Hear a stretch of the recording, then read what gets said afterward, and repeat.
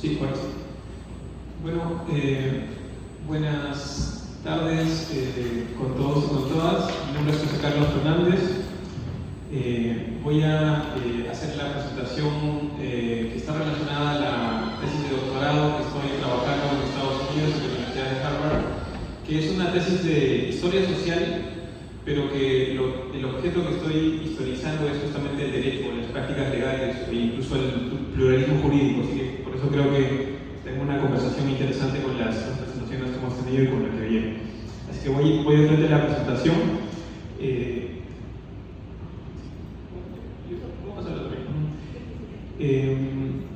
Los llevo por algunos minutos a Perú y en particular a la ciudad de Lima con un proyecto que, como les digo, tiene una naturaleza histórica y específicamente de historia del derecho. Desde muy temprano en la época colonial, parte del tejido social de la ciudad de Lima fueron las cofradías, que eran, en una definición bien rápida, asociaciones o hermandades de personas católicas devotas de un santo o de una vocación de la Virgen María, y que incluían también agrupaciones de devotos afrodescendientes. Una de ellas era la cofradía de Nuestra Señora del Rosario de Pardos, una cofradía de afrodescendientes, habitantes de la ciudad de Lima, y que fue fundada en el siglo XVII en el convento de Santo Domingo, que está marcado ahí en la pantalla con una flecha. ¿Qué hacía esta cofradía y a qué se dedicaban sus miembros? Su actividad primaria, al menos nominalmente, era el culto a la Virgen del Rosario.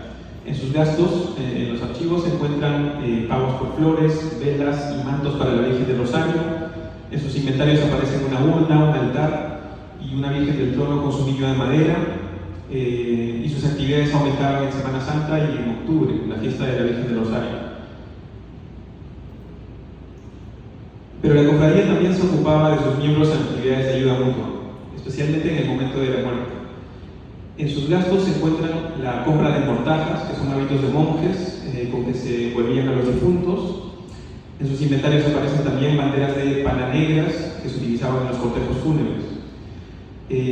Lo particular de lo que les estoy contando, sin embargo, es que estas actividades de culto y de ayuda mutua, que normalmente identificamos con el rol de las cofradías en la vida urbana de la época colonial, incluso de la época colonial temprana, las he encontrado en documentos de la Cofradía del Rosario de Pardos en el año 1900, 1900. Y eso es lo que les muestro aquí en esta diapositiva. Esto que les muestro son solamente los primeros hallazgos de trabajo de archivo que he iniciado en Lima desde mayo de este año, para estudiar la pervivencia, la aparente pervivencia o continuidad de estas formas de asociatividad religiosa en el Perú republicano. La pregunta que hago es, ¿cómo explicar la sobrevivencia de estas corporaciones coloniales hasta tan tarde en la historia? ¿Qué rol jugaba esta cofradía para la ciudad de Lima y para la ciudad republicana en general, de finales del siglo XIX y comienzos del siglo XX? ¿Y cuán diferente era esta asociación por tener como miembros a limeños afrodescendientes? Entonces, eso es, digamos, un primer resumen que quería hacer del trabajo de investigación que estoy haciendo, y lo que voy a pasar a hacer ahora es comentarles un poco de cómo está estructurada esta investigación. Entonces paso a esta siguiente parte, que es hablar un poco de la historiografía, ¿no? De lo que se ha hecho sobre esto y lo que estoy haciendo o tratando de hacer una contribución.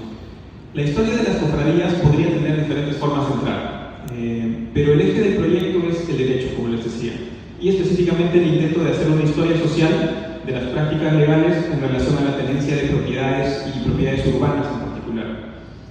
Así, en la Lima de finales del siglo XIX regía un sistema legal que, entre sus principales características, aspiraba al ideal de ciudadanía individual del Estado liberal. Y esto se materializaba en instituciones legales como la igualdad ante la ley, la propiedad privada, la libertad contractual, entre otros. En ese marco, formas corporativas de organización de la sociedad como las comunidades, los pueblos de indios, las cofradías, los gremios y otras formas de corporaciones coloniales se trataron de reducir o directamente de eliminar. Entonces, cuerpos normativos como el Código Civil Peruano de 1852, la Constitución de 1860, recogían estos ideales, y la creación de instituciones públicas como el Registro de Propiedad Inmueble de 1888 habían dado pasos para tratar de implementar estos ideales. Al estudiar las cofradías en Perú, la historiografía legal, pero en general la historiografía social, ha tratado muy poco la aplicación de estas reformas legales en el paso al Estado republicano. En realidad, las cofradías podría decir que se han estudiado primariamente como un fenómeno de la época colonial, en realidad. Y varios paneles en esta conferencia creo que atestiguan de ello. Así, existen varios trabajos de historiadores sociales que muestran el inusitado rol que parecen haber cumplido formas corporativas de organización, como las cofradías en la sociedad urbana colonial. De nuevo, hubo algunos paneles bien interesantes en esta conferencia en esa línea. Sin embargo, esta historiografía parece tener un quiebre muy claro en el paso de la colonia a la república, un quiebre que estoy tratando de analizar con más detalle, como les decía. La pregunta es entonces si la organización corporativa de la sociedad urbana realmente desapareció con el antiguo régimen, y esta pregunta está en diálogo y aprendizaje, debo decir, por lo que veo que, a diferencia de Perú o la zona andina, veo que se ha trabajado mucho más en el caso de Brasil en cuanto a cofradías y hermandades en el siglo XIX-XX, que es algo que no observo en el caso de Perú.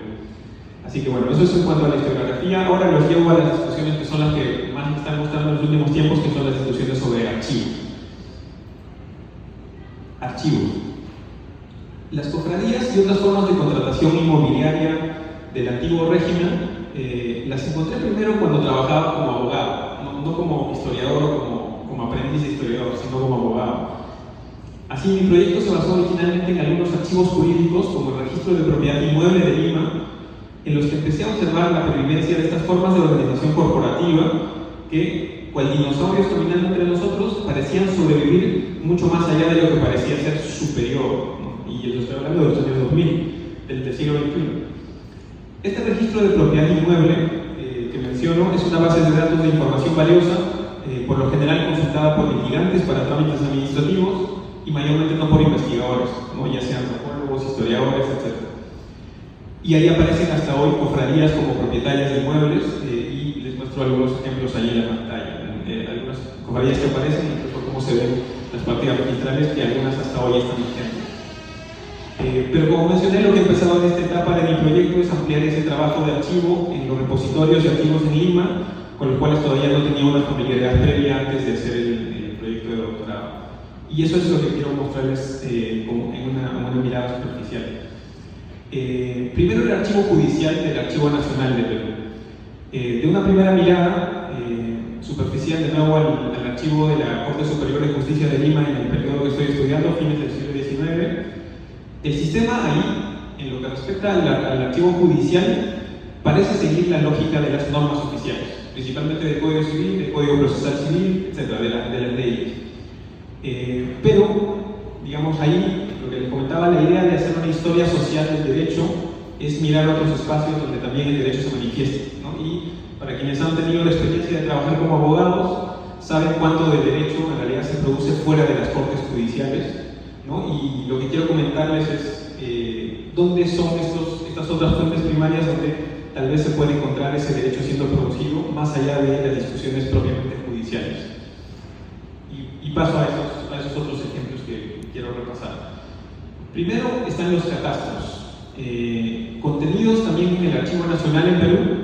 Se trata de planos que proporcionan el mosaico físico-espacial de propiedades de la ciudad de Lima alrededor del año 1900. Esta es una colección específica que tiene el Archivo Nacional de Perú, que se llama la colección Terán, y que tiene estos mosaicos que aparecen en la pantalla, donde se indican quiénes eran propietarios de qué en las distintas zonas de la ciudad. Estos contienen diversas menciones a propiedades de cofradías, bien inscritas a su nombre, o de la entidad que el gobierno republicano en el siglo XIX había designado para la administración de sus bienes, que era la Sociedad de Beneficencia Pública de Lima, ¿no? La Sociedad de Beneficencia. Justo hablando de la Sociedad de Beneficencia, también el archivo de esta Sociedad de Beneficencia es una segunda fuente que quería mencionar. Ahí he podido encontrar tal vez la mayor riqueza de información, varias cofradías con sustancial actividad hasta fines del siglo XIX e incluso entrado el siglo XX. Según algunos libros de este archivo, aunque no tan rica como otras cofradías, la cofradía del Rosario de Pardos que mencioné al comienzo, contaba para el año 1870 con 71 miembros. El comienzo de la lista de miembros aparece ahí en la pantalla.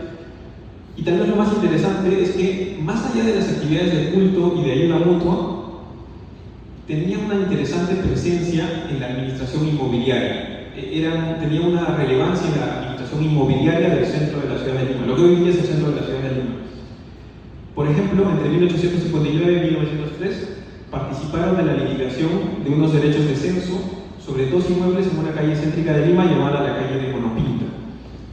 También contaban con inmuebles residenciales y comerciales de los que obtenían las rentas e incluso sumas de dinero encomendadas a personas con cargo a intereses a ser percibidos periódicamente. Ese es un archivo, de nuevo, que hay mucho que trabajar y que creo que voy a tener que seguir trabajando para más adelante. Y un último que menciono es testimonios. En esta idea de encontrar las prácticas legales fuera de las cortes, están los testimonios de este tiempo. Y aquí me estoy refiriendo a crónicas, diarios de viaje, e incluso a obras literarias que observo que pueden ser una fuente interesante y que parecen reforzar este planteamiento de la presencia de las cofradías y otras formas de asociatividad colonial muy tarde ya en la época republicana. Pues en ellos se menciona la importancia de las actividades de estos grupos, especialmente para la población indígena y para la población afroperuana. Para poner un ejemplo, un francés que vivió en Lima por esos años escribía, cito: en Lima no hay un negro, un zambo, un cholo que no pertenezca a una hermandad. Fin de cita. Ese es un viajero francés que estuvo por unos años en Lima en la segunda mitad del siglo XIX y cuenta esa experiencia desde fuera. Y así hay varios ejemplos. Ese es el libro que aparece en la diapositiva. Así que bueno, este es el proceso de investigación en el que ahora me encuentro y del cual quería cerrar con una última parte mencionando algunas lecciones. La primera lección, tal vez está ya más o menos clara de la presentación, es que hay esta pluralidad de fuentes que se pueden usar para hacer la historia social del derecho. Y esto incluye, para el interés mío, algunas del ámbito religioso católico, que durante la República, a contramano de lo que normalmente dicen los axiomas legales, parece lo religioso católico está muy entremezclado con la vida civil en la ciudad, ¿no? Y eso creo que aparece tanto en los archivos como en la propia observación, ¿no? Y esto de lo religioso y la religiosidad popular es un tema que tengo que trabajar mucho más todavía, pero que se evidencia en el trabajo de archivos. Y lo segundo es la perspectiva multirracial, afroperuana, indígena y otras. Aunque aquí traje algunos hallazgos sobre la experiencia de la cofradía del Rosario de Pardos, los espacios que he empezado a estudiar están también habitados o administrados por cofradías indígenas, en las mismas zonas que estoy interesado en estudiar. La cofradía de San Miguel, la cofradía de Nuestra Señora de Copacabana, e incluso más allá de las sociedades de ayuda mutua de los migrantes asiáticos en Lima, que no he desarrollado ahora, pero que también aparecen tanto en los archivos. Entonces, y esto es una decisión metodológica y probablemente un desafío metodológico, pero que creo que puede tener beneficios en el proyecto. La perspectiva multirracial es ese desafío del trabajo derivado de la complejidad de relaciones que el espacio urbano alberga. Y un último punto, una última lámina, es finalmente mencionar por qué estas historias importan.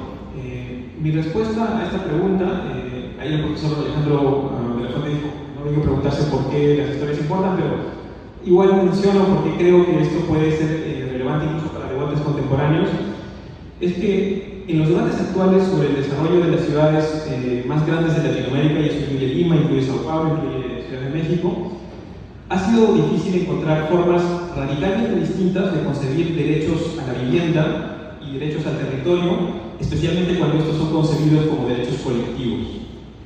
Y formas que no sean la versión individualista de la vivienda y de la tierra como un activo mercantilizado, como un activo comodificado, ¿no? Entonces, lo que yo planteo en esta investigación es que una fuente para repensar esos debates, creo que es la historia de estas asociaciones religiosas y civiles y su rol en la administración del territorio en Lima y otras ciudades latinoamericanas. Y eso es todo lo que quería decir. Muchas gracias.